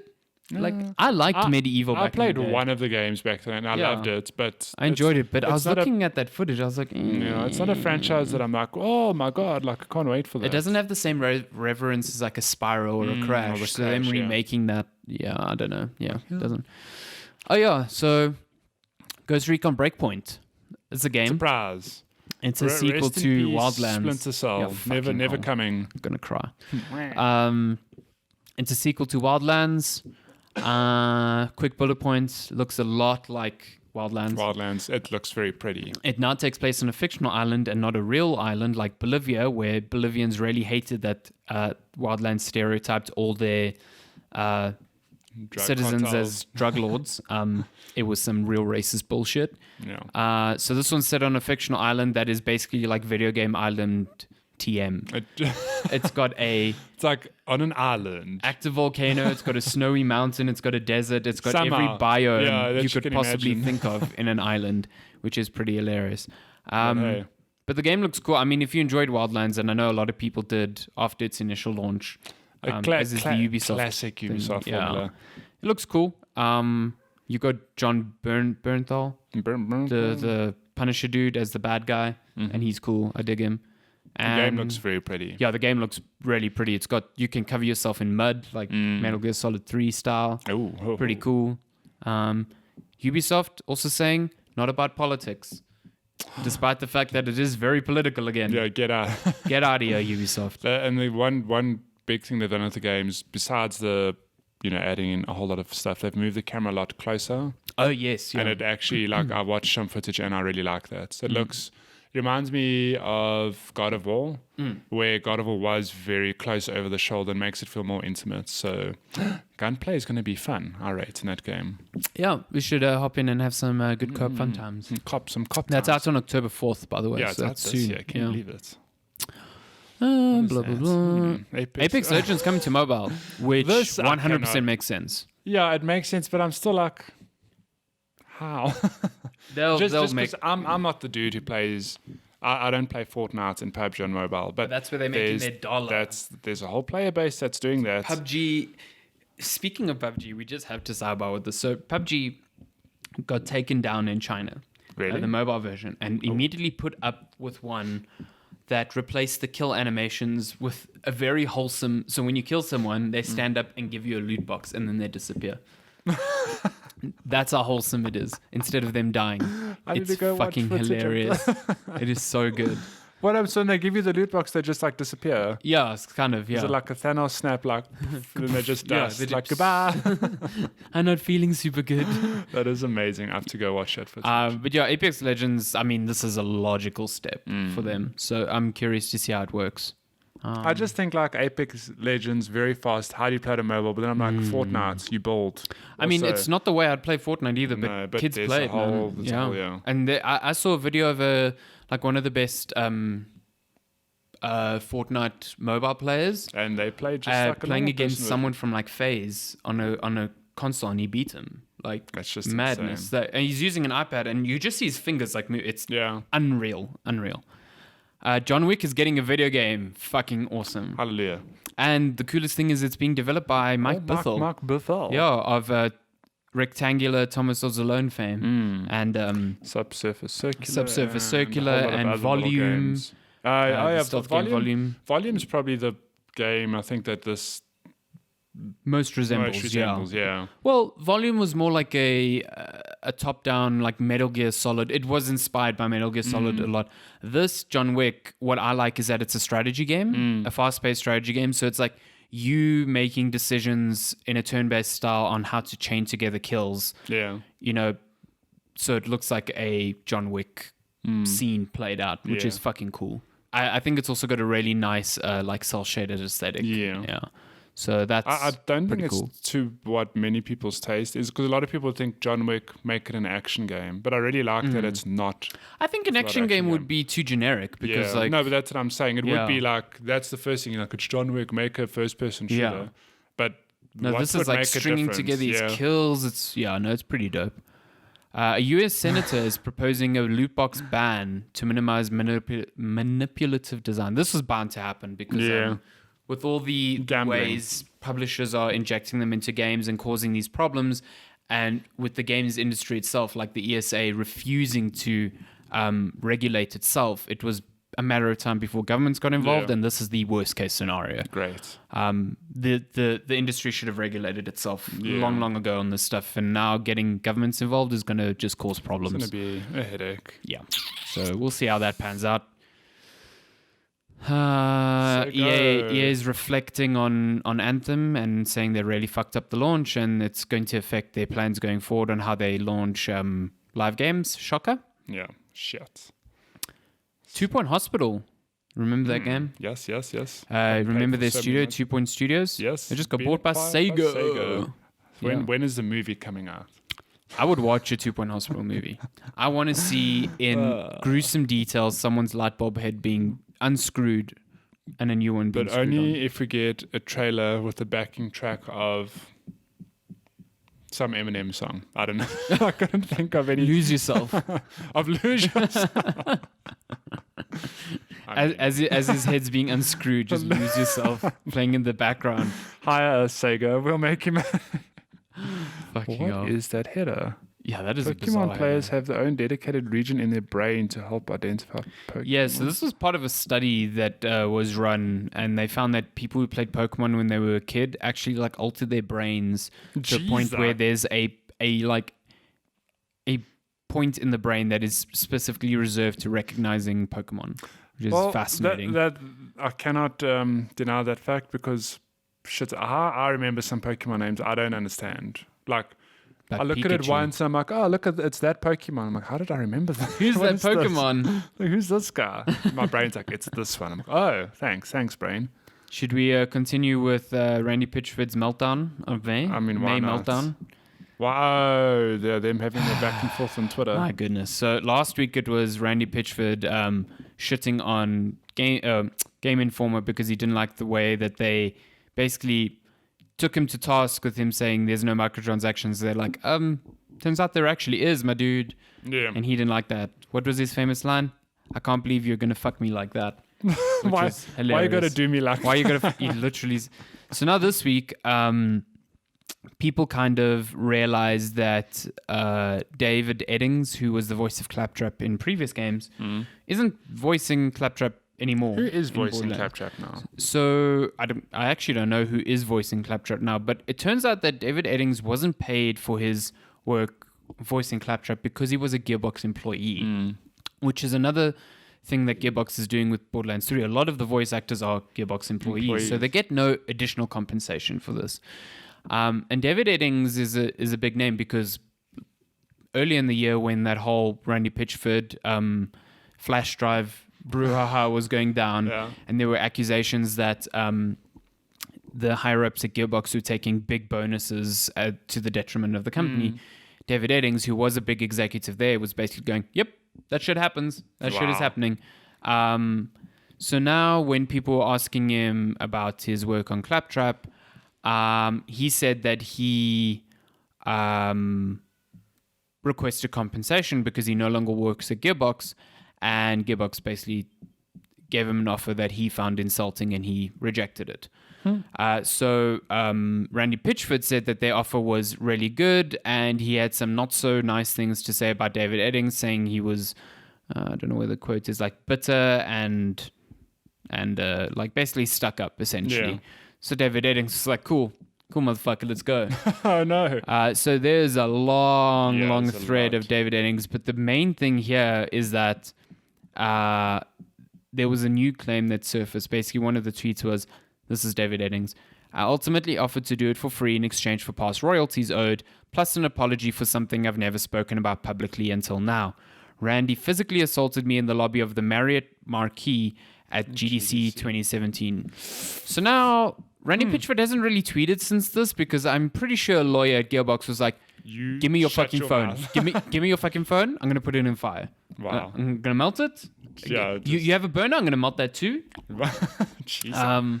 Because this is a huge That's a big allegation. allegation, yeah. And I think Gearbox responded saying that they were investigating this, but holy shit. Yeah, that's insane. Randy Pitchford, what are you doing, my dude? This guy, magician, and For the past 2 angry weeks, he has overshadowed everything about Borderlands 3 With his in own the most personal negative stuff, way. yeah. I feel so bad for everyone else at that studio. yeah.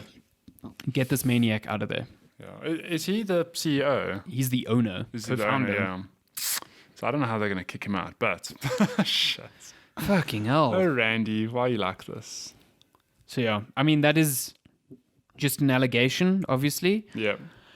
But considering all the other bullshit that has been thrown at him, man, that dude is guy's got something some else dirt, yeah. at the moment. Like, yeah, I don't know. We'll see. We'll see. So story developing. Let's see. Story development. Maybe we'll have some comment next week from all Randy. Yeah, maybe. This ongoing saga. Riot had their walkout Oh, yeah, on did Monday. Yeah, I don't know if you know much about the problems. We've spoken happening about there. it, yeah. They Briefly. basically, a lot of the sexual we sexual harassment stuff. Yeah, we that's did happening touch on there. this. And basically, Riot saying, "Hey, moving forward, we won't be have doing this, yeah. private arbitration. We'll be doing, a proper legal proceeding, but." For previous cases, we are going to stick with private arbitration, and employees were like, "Fuck that!" Yeah. And they protested doing a walkout. And kudos to everyone who partook in that walkout because fuck yeah, that's some bullshit. That's insane, Private arbitration is disgusting. The header that just Space keeps scam. on giving. Space scam. There was a report by Forbes last week. Which was basically blasting Star Citizen, which is pretty easy nowadays. Basically saying that after 7 years and 240 million in crowdfunding, Star Citizen is nowhere near finished. Apparently, they ran out of money in 2017 or 2018, but they're still crowdfunding, so they're still getting money back. But that game is nowhere near done. It's nowhere near hitting the ambitions that were promised by what's his name, Robert Downey Jr. Yes, Not that yes, guy. definitely him. Not Iron Man. Definitely Iron Man. God, I'm just blanking because it's a Saturday and It's weekend. Brains. Chris off. Roberts. That's it. Chris Roberts. Chris Roberts and Cloud Imperium Games. So yeah, Star Citizen. Is it a scam? Yes. Is it a space scam? Yes. Yes. And it just fascinates me how many people defend this game so vehemently. It's just whew, Yeah, I don't know. It's a thing of just really, really fascinating. Space scam. Is that news? I think we done. I think that's it. Most of it. Yeah. So some good news this week. Rounded it out lots on of space scams. lots of releases this week, but also lots of games announced this week. But also there's a lot of Detective Pikachu stuff in Pokemon Go this week. Ah yes.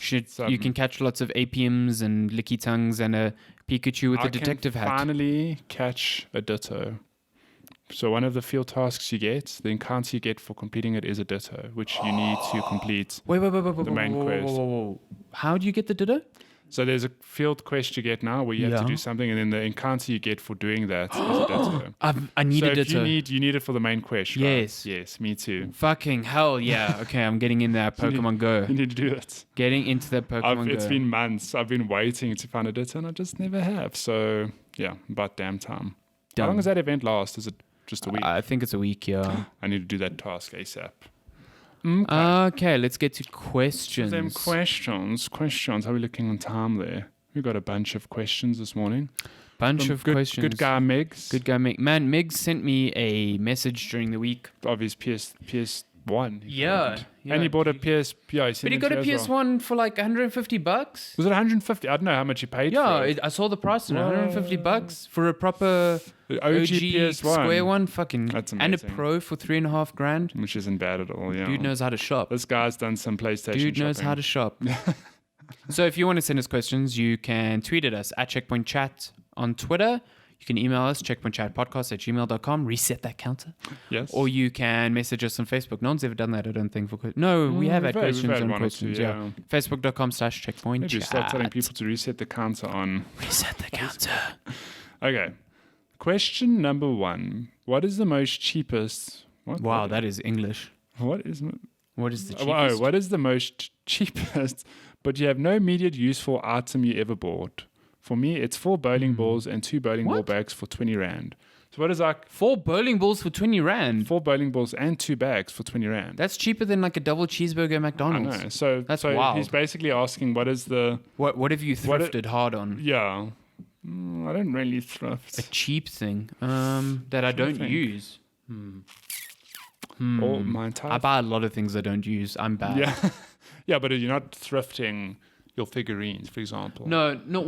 I wasn't looking at the figurines. I just buy a lot of garbage that I don't end up using. I'm looking around. I don't see anything that you don't use. It's all hidden away because of shame. I know, all the shame. Well, I guess the SNES Mini that's just chilling on my desk that I've booted up maybe once. Yeah, I don't know. Nothing comes to mind for me. I have a lot of unused headsets and keyboards in my cupboard that I don't use. Oh my god. I have. And I have a thing for buying new ones. I don't know why. I have a lot of headsets, but I actually use all of them. See, you're a better man than I have my work one now. I have my PlayStation 4 one. I have my PC one. They all have their own different uses. I think I've got like 2 or 3 pairs in the cupboard there that I don't use, that are fully functional. Why are you like this? Sell them. I don't know. Get rid of them. And in your defense, your keyboards and mouse, that's from reviewing stuff. No, I never keep stuff that you've stuff. bought. Yeah, stuff I bought. We never keep that hardware. Never. No, so I've been fortunate enough to keep like... You kept a mouse once, yeah. Yeah. I think the only hardware thing, this Razer mouse is one I kept. It's one I swapped you, isn't it? Oh yeah, it is. Yeah, it's the Diamondback one. Okay, so I haven't got any. Weak. You lie. Okay, I've got nothing, Mix. Do you have anything else you think? No, I'm good.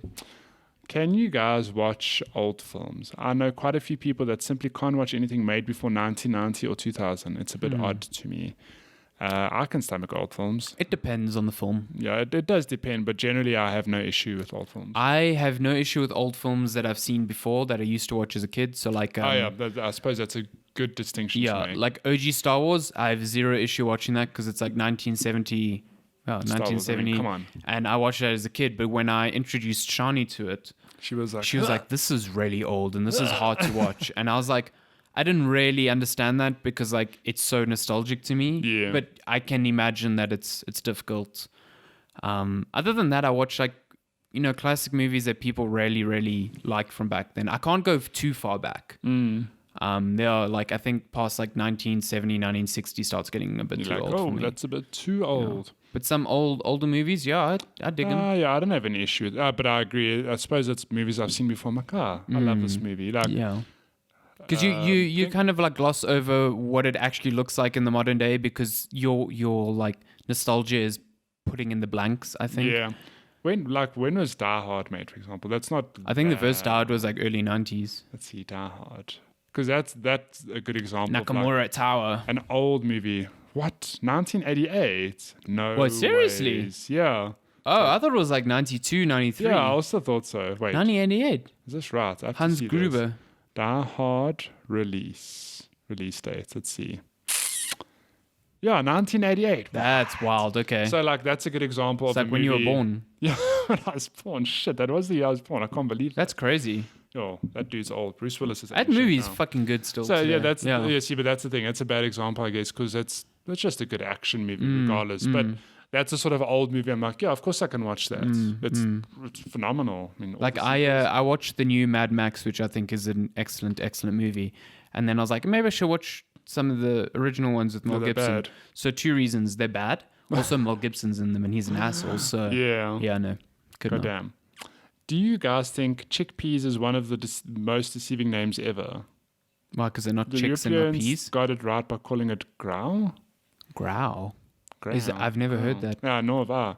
Chickpeas. I love chickpeas. I also love them, but adore is it a chickpeas. deceiving name? I mean, I don't know. There's a lot of food that's deceiving, I think. like a hot dog.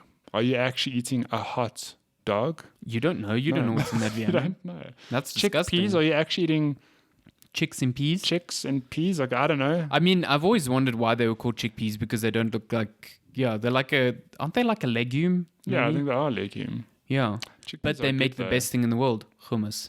They do. Hummus is life. The holy grail of pizza food. Hummus is bae.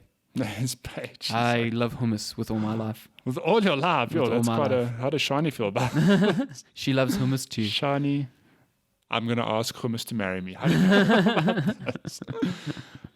What is your favorite gaming distribution medium? Cassette tapes, floppy disks, cartridges, CDs, mini DVDs, Blu-rays, digital download. Wow. Digital. Really? Yeah. Even nostalgic purposes, you think digital is still best? No, okay. If I think about nostalgic purposes, I think of CDs, and I'm like, not necessarily CDs, DVDs, that spinning medium. Even my PlayStation, if I put a physical disc in, that thing spins up and Blu-ray. it is so loud. Yeah, that's true. I'm like, no, stop it. I don't find much of a difference, like practically between a CD, a DVD, and a Blu-ray because like that's the same. they are the same thing really. physically, and just different storage mediums, much higher storage in them. So like the actual act of putting one in doesn't really change. Although, if I have to think about it, like I really like the feeling of putting in a CD into like a top loader PS1, like where the thing like flips open and you put in the CD there, and then you just praying it gets to that second boot screen. It's a good time. Yeah, that's nostalgic for me. If I have to choose a physical medium purely based on utility and use, maybe cartridges over CDs. I never use cartridges that much, so I don't. They low. Well, think about your Switch now, I guess, where if you put a little it's like a what is it, like a memory card? I yeah. guess. But like It just feels like I'm gonna lose it. I never owned a Nintendo 64, but when I did my brother borrowed one from his friend. Those load times are insane because it's a cartridge. There's like no load times, super quick. And I suppose the same could be said for SNES, NES, because it's just I CDs didn't realize how big the NES was, the original one, because we used to have one at my old office. Yeah. And it's big, and it's like the cartridge is actually pretty large. Like it looks almost like a VCR that you haven't lived there. until you've put a cartridge in, doesn't work. Like shit, I gotta blow on this thing hard, and then it just works. I also really like the form factor of UMDs from the PSP. That shit was dope. That was like, whoa, this is the future. That should have caught on way more than it did, but shit, that shit was cool. But even when I think about that, I remember putting shit into my PSP and you just feel it spinning. Yeah, UMDs. The disc that was protected except for that little hole. It is clever though. It's clever, yeah. I mean, if it was a portable thing and you're going to be taking those around, clever way to store them, yeah. Little baby discs. Little baby discs. What are your thoughts on game remakes? Should they be done? Are they worth doing? Or perhaps don't touch on other people's nostalgia studio? Goddamn. I don't think... I like that. Don't touch me on my nostalgia studio. I mean, I don't think your nostalgia is something that is precious, put it that way. Like, if you really don't want that disturbed, just don't play the remake, I think. Yeah. There's nothing forcing someone to do that, so I don't see it from that regard. I don't mind remakes. I prefer remakes to remasters. Yeah. I also would... I think this year alone, Resident Evil 2 proves that... Not even Resident Evil 2. Like, I never played Shadow of the Colossus. Very good. But the remake apparently was like... But it's that studio. Is it Blue Point? Yeah. They just do good remakes. So yeah, and I really want to know what they're working on. What are they working on? Yeah, apparently a big franchise. So okay, Demon Souls, I think. You think it's Demon Souls? Ooh, my lord. We're getting sidetracked, But yeah, like Crash. I was really happy with the Crash remake because like you can play those games 100% now. Like I can still go back to the PS1 classics and play, and they feel good. But having that game retain the exact same gameplay, the same feel, like I can go to it and play and. You know, it feels identical to what I remember it being, but looking the way that my imagination remembers it. Yeah. Because if you go back to play them now, even the third one, like they look pretty bad. Polygonal games haven't aged well. So, you know, you have those rose tinted glasses, and having the remake basically bring that to life is pretty special, I think. And I mean, that's one kind of remake. That's one-for-one gameplay. Yeah, Resident Evil 2 is a whole new ball game. That's like a whole from-the-ground-up remake. It's phenomenal. It was done in such a way that if you've played the old game, you'll recognize those areas. You'll recognize, like, you know, the police station, different puzzles that you've solved before, but they've been given a completely different spin. Yeah, it's got the blueprint. And it messes with your expectations because, you know, like if I walk down this corridor, I'm going to encounter and that doesn't happen. It will happen somewhere late in the game, maybe, but you don't know. And it's just done well. It's cool because it's like something even for old fans to come back to. It's like a brand new game. Yeah. It gives them the same feeling, you know. And you know what's going to happen in the story, and it does, for the most part, happen like beat for beat, but the journey between is completely different. And I mean, I appreciate that. And I'd like a Resident Evil 3 remake, please, Capcom. Yeah, I'm pretty glad that Capcom established that remakes could be something like that. Thing, yeah. So, really, really cool. Remake Splinter Cell Chaos Theory, you cowards. I never played that one. The best Splinter Cell still. The best? Still the best, yeah. So good. Those OG Splinter Cells at the time were great. I don't know how they hold up now. They're a bit unwieldy to handle now. But Chaos Theory is a great game. It's a 10 out of 10. Oh, it's so good. Last question. Do you guys miss physical gaming magazines, perhaps even local ones? I don't miss magazines per se, but I do miss this is also just purely nostalgia, the feeling I got when I bought a nag every month. Yeah. Like I would 100% buy, like was it like the first Friday of every month or whatever it was, like I knew that week was, hey, nag's coming out this week. I'd Me, go it was buy NAG it. and PC format as well. Yeah, and then, I'd read them cover to cover, like always. I never skimmed anything. I'd read every single word, and I did that every month for many years. I think what I liked about it was that was my only connection to like games journalism. Like I didn't know that local websites existed, so I had NAG and I had like IGN and GameSpot or whatever. And you got that disc, which was all always, the demos. always a Yeah, good time. Like if you wanted to see some games, I just still get some cool remember stuff. playing the Batman Arkham Asylum demo from that Oh, disc. It was a good time. Yeah. It's good times. And then I stumbled onto Lazy Gamer at the time, and I was like, I can get all my news fresh daily. And then I just sort of fell off the media bandwagon. And Also, the NAG magazine started getting pretty bad. the NAG magazine. Well, I stopped reading it, but it doesn't exist today anymore. No. Or I mean, PC format doesn't exist anymore. Magazines are dead. The magazine I still do like getting, and You magazine. Yes, we know definitely. this is your intervention. the Heat. Edge, We've got you. Heat as well. People magazine. Oh my I God. need to know what Kim Kardashian is wearing this weekend. Edge magazine is really good. But that's like the benchmark of It's good it's publication. phenomenal that they still print. But holy shit, the articles in there are unbelievably well written. I don't know if they'll ever die, because that to me is almost like it's like physical prints are dying by all means. Like it's how magazines are still surviving today. Like I don't know. But Edge magazine, I think, is like it really is the benchmark. The of covers good, on those things are beautiful. The spreads that they have. I remember picking one up at E3 because they usually give them old issues out at E3.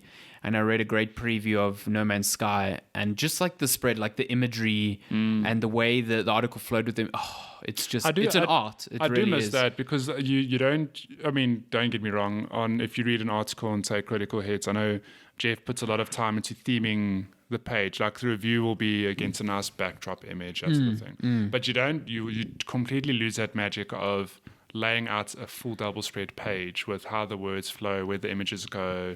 It's telling a story through the images as well. Yeah, that you can't ever have. Well, you can't not ever. You can't, have it, but it's tough. It's not the same. Yeah, like I don't know how you replicate that. Like you replicate that on a limited view. Then it becomes a thing of you like dragging the image around, which a lot of people are not going to like. They want to just scroll through the article. So no, magazines have that sort of medium that allows that sort of thing. It's the same with like comic books. Like it's very difficult to take a story from a comic book and translate it into an other medium, because comic books rely on the format of comics. Do you understand? Like they rely on your eye, like looking at a page and figuring out the flow of the frames, and they use that in the story. So, but even that, like you can read comics digitally, and I've done it, but I'm still like, it's not quite the same, as holding the book in your hands. Yeah. It's doable, but not at all the same. But even then, that's a 1-for-1 representation. Like, it's difficult to take like a comic book format and turn it into a film, because it just, like the Watchmen as a film is the closest you'll get to like a 1-for-1 representation of that comic book. And even then it does some subtle things to change it to make it work. And even then it's like, the comic book's still better because it just gets, because the comic book needs that format to work. Like it just does. So it is what it is. Oh, that's all the questions we have. Thanks All for the questions. Again, you can find us at Checkpoint Chat on Twitter, Checkpoint Chat checkpointchatpodcast@gmail.com. Sorry, I fluffed it there. Facebook.com/checkpointchat for any questions, messages. That's it. All our DMs are open. Always. Forever. Always and forever. All night long. All night long. And I've got it in my head. Thank you. This is your fault. That was your fault. What are you talking about? You just brought that up. I literally just said the line. I said nothing else. Yeah, no, but then it got started in my head, so that's how it works. It's catchy. Game of Thrones theme. This has been That's a great song there. This has been Checkpoint Chat, episode 53. Yes. Thank you so much for listening. Goodbye. We'll see you next week. Goodbye, Felicia. Bye.